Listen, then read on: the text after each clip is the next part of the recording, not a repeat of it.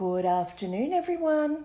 I'm just about to set up for us to do our demonstration using a liquid gloss.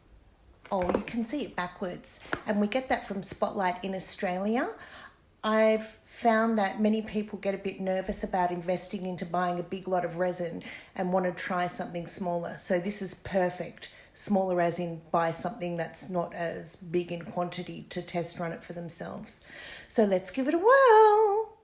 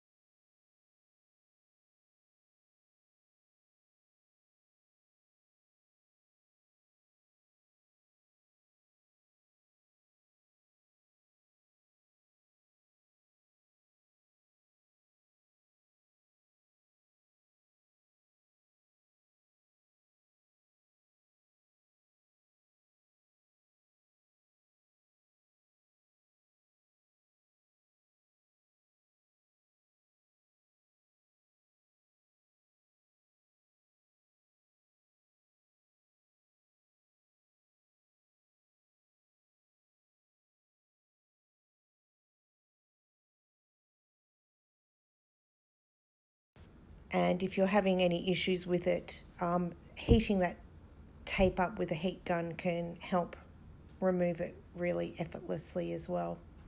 So I think I'm making a little mini flap there now. I'm probably just showing off. All right. And so in a moment, I'll pick up look at that lovely finish, everyone. Yeah. Oh, I'm saying don't press down with your thumb. Use a paddle pop stick or one of your stirring sticks, because when you press down with your thumb, you think you're applying good pressure, but all you're doing is squashing the padding of your thumb. When you use a paddle pop stick like I'm doing now, the sticky tape adhesion part can really grip to the canvas really efficiently, more so than just using your thumb. Yeah, that was the little tip there. And here I'm just reminding you to use your heat gun to heat up the tape if you're having difficulty in peeling it off. And now we're getting ready to prepare our ceramic tile as a substrate. And this time we're going to put a little bit of tape around the edging to create a well. And that will hold the resin in place so that any effects that we create, because we're going to be using a generous amount of resin, one of the mistakes many people make is trying to stretch the resin out all over the substrate, and they wonder why they don't get depth and effects. You really need to pour your resin on quite thickly and generously in order for it to create folds within itself, and it helps with all types of effects as you move through your resin journey. That will make more sense. So here I go, pushing the tape across the edging, and I'm only leaving about 3 mil in height. And I'll do that all the way around now, and I might just be quiet and catch my breath. Oh, by the way, see how I'm double doing the corners? That's sort of so that resin can't leak out the edges. So if you did it all the way now and just sort of cut that tape off there, you would have an edge and the resin can sneak through there. And so for me, I find it just easier to go all the way around the edge and then double go over it. It's just practice that I've got into. Oh, look, I'm fighting with the painting tape now. Oh, stop it, painting tape. Yeah, I gave up. I was feeling all under pressure being videoed and, my fingers were fumbling. Here I go, pressing it down with the paddle pop stick. And there's my showy off little tab there so that it's easy to pull off later. Really pushing that in so that the resin can't creep through and leak on down. Okay, I'm pushing down that side there. And I don't worry about the back, the bottom, because the well itself stops the resin from going down onto the back of the substrate and making drippage. Now what are we going to do? What are we doing? Oh, I'm having a look at what's in reach for me. Always have in reach stirring sticks, and there you can see some paper towel. I have my resin in reach, some stirring containers in reach always. Clean ones as well as dirty ones. I like to have dirty ones to put my old sticks in. And if you don't have measuring containers with the lines on the side, just pre-measure in water and put lines into a plastic cup, and you can make sure that you've got the right amount of resin without eyeballing it, because resin is not forgiving if you get the measurement wrong. Eyeballing is not appropriate for resining. I have these 100ml cups, and then these tiny little sample cups in case I want to mix up a small amount of a colour just for a highlight. And these all I can just keep my stirring stick in, let it cure and pop on out. I'm looking for my alcohol. Always have alcohol nearby. It's good to clean your substrates with, and it's good to just, if you get really sticky, you can squirt some on wherever it is and use a paper towel to wipe off. And baby wipes are really, really good too. I think I was just cleaning my substrate and you didn't get to see it. Oh, we're going to talk about heat guns. I always keep mine on around that temperature. It's got 2 levels of air that it can blow out. And I try to remember to wrap a paper towel around mine when I use it. But I forget all the time, so I go through a couple a year. I have my big butane torch always with me. I have, what else? What am I going to show you now? A miniature one, you know, that's our good one from Aldi's, or a chef's size one, and a tiny one that you get at the tobacconist for little areas that are fiddly. And I sometimes even just have a barbecue torch. And remember your mask. And let's mask up and let's get on with it. And you'll see I come down and I just really pinch that into my nose, so make sure I feel nice and secure with that around me. I'm going to use I did use a baby wipe to wipe off any residual on that. Just showing you a bit later than me doing it. And if I feel that it's not quite dry enough, I use my heat gun to dry it off properly, because resin is not a friend of any moisture. Resin and water are enemies, and if you've got a dampening on your substrate or anything that you're going to be applying resin to, it will cause a difficulty in the curing. Your top coat will be sticky. And finally, making sure that your substrates are as level as absolutely possible. Just simply based on resin being a self-leveling product, if it's not level, it will just slide completely off the canvas. And if you're an acrylic pourer and you've had that happen before, you know how heartbreaking it is. And with resin being a much more expensive product that we're investing into, when that happens, oh my gosh, the tears spurt out of your eyes sideways like a cartoon from the 1940s. So I'm using popsicle sticks to make sure that I'm completely level. And it doesn't matter how many times I use this same bench. I don't know what goes on, whether the ground keeps changing or what, but I'm always having to change the leveling. I don't know what it is. And other times I would actually level out the boards that I'm using to balance my substrates on. You know, see how I've got my cups there? But today I'm just using the popsicle sticks under the cup. I gave my tile a squirt of alcohol now and just wiping it off with the paper towel, and that's because I've been handling it a fair bit with the taping, so I'm making sure that any oils on my fingers are now removed that might have accidentally gotten on there. And I'm setting myself up, so I'm thinking that I'm going to be using 4 different kinds of color or paints or mix to tint my resin. So I'm getting my 4 cups ready, as well as my 4 stirrers. And I'm doing all of this in foresight, in preparation for what is to come, so that I'm not having to, I'm using alcohol ink too, because I was trying to think of things that if you don't have at home, you should have some of these at home if you're already a crafter or an artist. And this is a new Res powder that I'm showing you that I couldn't wait to use, because look at that purple shimmer, and you all know how much I love purple. So we're going to add some of that in too. And I was thinking I would just use a little highlight bit, so I'm showing you that little cup, making sure that's on. And now I think I'm getting ready to go. Yep, I'm thinking about it. I'm putting the measuring levels away from me so I can see through the cup and see where I'm pouring that way, rather than having to kneel down. And remembering from this point on to put my gloves on, because it can get sticky quite quickly from now onwards. I usually have like 3 packets of gloves all the way around. Okay, I'm speeding up in fast motion. That's 150 mils, part A, straight into the measuring cup, followed by 150 mils of part B.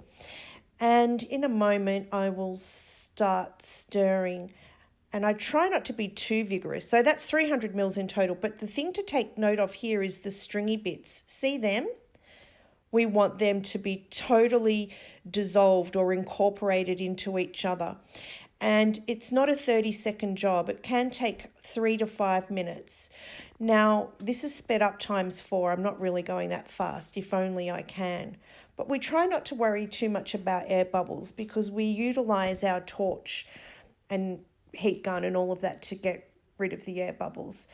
With our mixing, we make sure that we scrape down the side of the cup, the bottom of the cup, and we pull the resin off our stirring stick so that we've got the best opportunity for a good clean mix. And that's done. So the first thing we're going to be pouring onto is our canvas that we've already prepared. And this is called a flood coat. Now, canvases are tricky to pour on, which is why most resin artists tend to use MDF board, cradle board, tiles, anything that's hard, because canvas tends to sag just due to the weight of the resin. So as you can see, I've poured quite a bit on, and that's because I don't like to be stingy with mine. When you're stingy or, try to stretch it across too much, that's when you will have yourself at risk of craters and unevenness.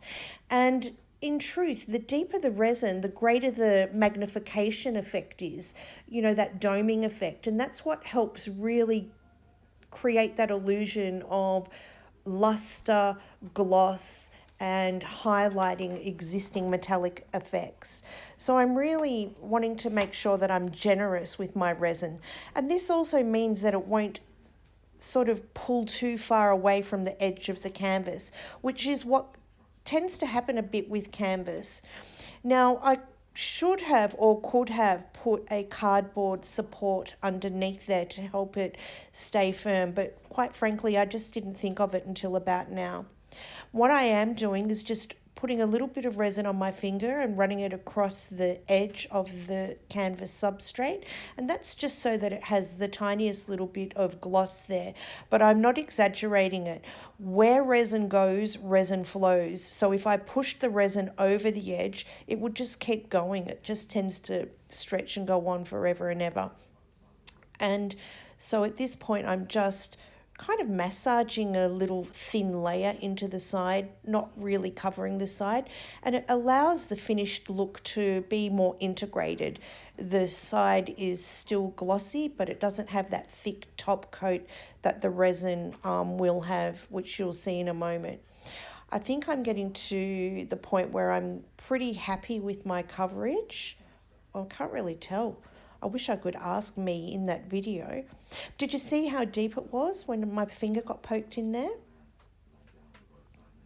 So yeah, I'm just rubbing the sides, making sure that there's no little raw areas, because it can look a bit odd if you have a raw area of resin.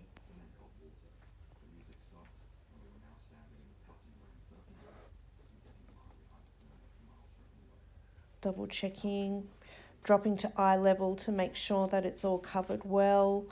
What am I deciding to do? Oh, getting my paper towel now, giving my hands a bit of a wipe, and I think I'm going to be picking up my heat gun. Oh, I'm going to use the butane torch, and here we go. It's a bubble pop fest. And so just doing nice fast circle motions, and you might see the reflection of where air bubbles pop. I think I accidentally set my tape on fire once or twice, but that's okay. And if you do hold your torch over an area of resin, it will catch on fire, like it just does. So you really got to keep moving it. And I would suggest I'm even a little bit too close, now that I'm having the opportunity to observe myself. So I'm going in for a look now to see how I've gone with the air bubbles. Oh, I've gone ta-da! That one's finished. Oh, I'm bringing you over on the tripod to show you. Oh, that's how I'm trying to show you. See through that reflection how there are no bubbles?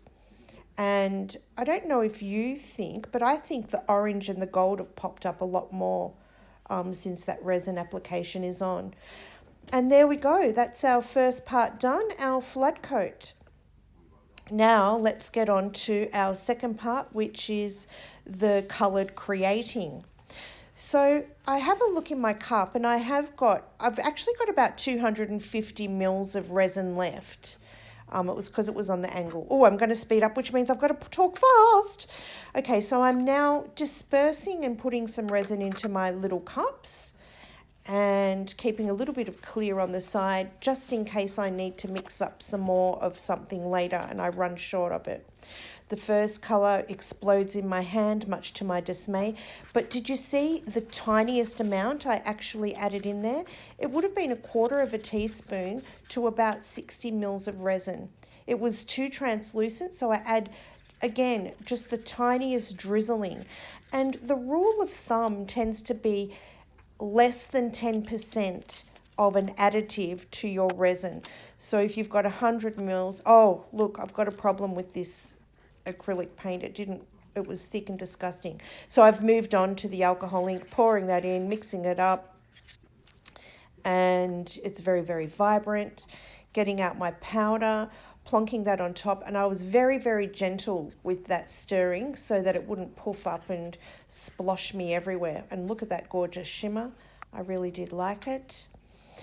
And I added a bit more because I wanted it to be really incredibly luscious, and because it's got a metallic feature, it looks beautiful in resin as it folds in upon itself. What have I decided to do with this one? Oh, I decided to go and get some other pigment powders because the other acrylic paint that I was going to use was yucky. And I've added a little bit of magic red into the alcohol ink because I think I've just lost the plot in terms of focusing in on a beginner's level and just going, oh, I think I'd like to add a bit of this and a bit of that. And just letting you know that as long as you stick to the rule of thumb and don't add any more than 10% of an additive to your resin, it'll always be okay, and you can make up your own colours just like you do with other paints. And with that last little bit of resin, I've added in some rutile white because I realise the colours I've chosen are very, very vibrant, and the white just might help tone it down. I'm layering some resin together there to do a little bit of a ring pour at some point, and I'm still not sure on what my composition will be, but I really want to just get this resin down now because I can feel it warming up in the cups. And so I've got that first vibrant alcohol ink based resin down and tilting it, and I'm just showing you how you get it down on the substrate and how soon you'll see how it all just works together really, really well.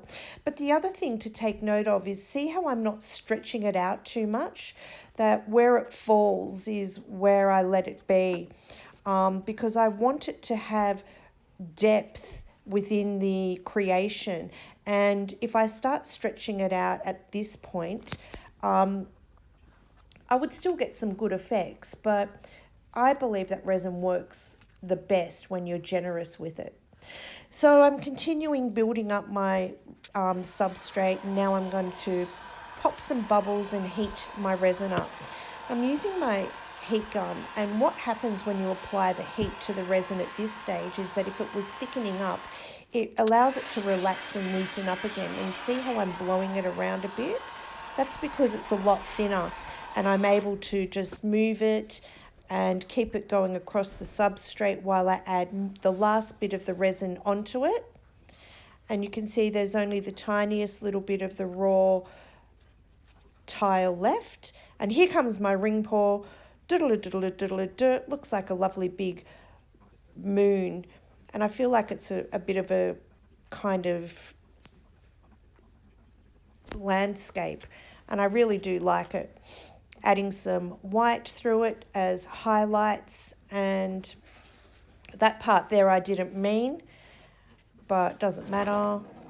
And now I'm torching it, and you can see the air bubbles popping, and it's making more and more effects and looking quite nice. Giving everything another torch. See me give the flood coat one a little bit of a flickering over there.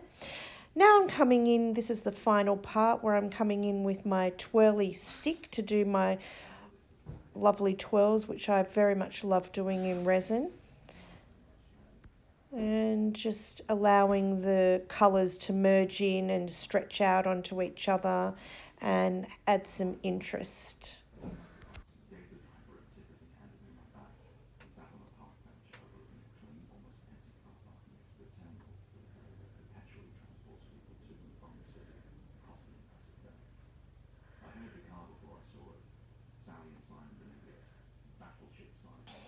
Yep, so I finished, I think, doing the twirls. I just took a minute to have a breather then.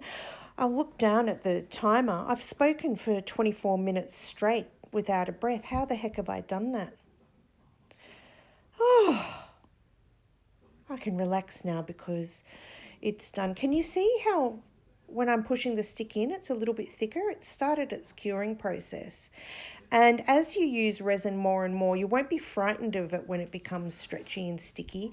In fact, you become, well, I do, I become really excited, and I love working with resin at this level, and even when it's more cured, it can hold its patterns more deliberately. Earlier I was talking about making sure you have a big, deep layer of resin. That's not a must. It's just one way to work with it. And I think it's a better way when you're starting off because you can really see how resin moves and how it folds in together and the way that it interacts with each other. And I say with each other because the acrylic paint has responded differently to the alcohol ink, and the alcohol ink has responded differently to the powder pigment. And having those three different kinds of colorants in there also add to the different levels of the creation. So here's a close-up of our flood coat, and one of the things that you'll notice straight away is that because this is on canvas, you can get this pulling here. Can you slightly see how that's pulling? And that's just simply because you'll hear that canvas isn't the best substrate to flood coat. But if you were pouring on MDF, that would be completely flat and flush and there'd be no issue. So it's brought the colour right up beautifully into that. Oh, did you see that air bubble? Look, we've discovered an air bubble. So if we see an air bubble, we can either just poke it like that or get our torch. I think we'll have to get our torch, and I'll have to do that in a second because I can't do it with one hand. And look, there's two more there. And this is the thing with resin, you do need to come back a couple of times in the first half an hour after you finish, because for some unknown reason air bubbles continue to rise, not all the time but sometimes. And here's the creative piece I made using a combination of acrylic paints, ink, pastes and powder, and you would have seen me do that. Oh, I don't think I used any pastes. I think the creation's going to go this way. It's quite lovely. I had to stop myself from doing all those twirly things that I love doing. And you'll see that I had to abandon using this one. When I got into it, the liquidy stuff at the top and the paint is all set at the bottom, and it might be okay with a big thick stir, but I couldn't do it with the working time.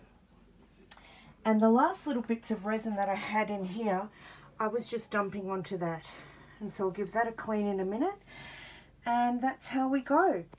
So I hope this was helpful. I'll come back in about 3 to 4 hours and peel the tape off this, and then that will cure overnight. But we'll do that in the next video. I hope it really helped you.